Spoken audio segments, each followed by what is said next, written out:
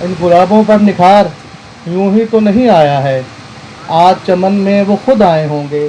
और एक गज़ल के चंद अशार के, तू ही तू बस मेरे गुमान में था, वाह वाह, तू ही तू बस मेरे गुमान में था, चाँद जिस वक्त आसमान में था। तू ही तू बस मेरे गुमान में था, चाँद जिस वक्त आसमान में था, लबे मर्ग आखिरी हिचकी में, लबे मर्ग आखिरी हिचकी में, बस तू मेरे ध्यान में था।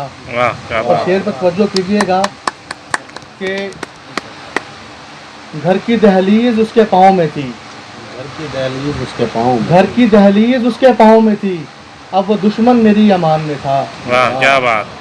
घर की दहलीज उसके पाँव में थी, बहुत अच्छे। अब वो दुश्मन मेरी अमान में था।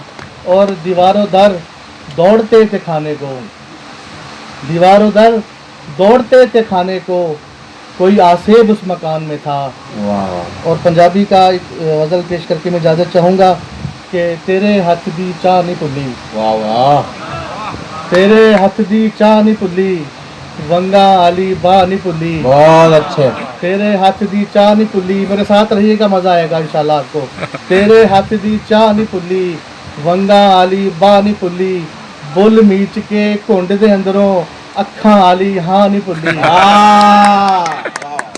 तेरे हाथ दी चाह नहीं भुल्ली, वंगा आली बाह नहीं भुल्ली, बुल मीच के घुंड दे अंदरों अखां आली हाँ नहीं भुल्ली।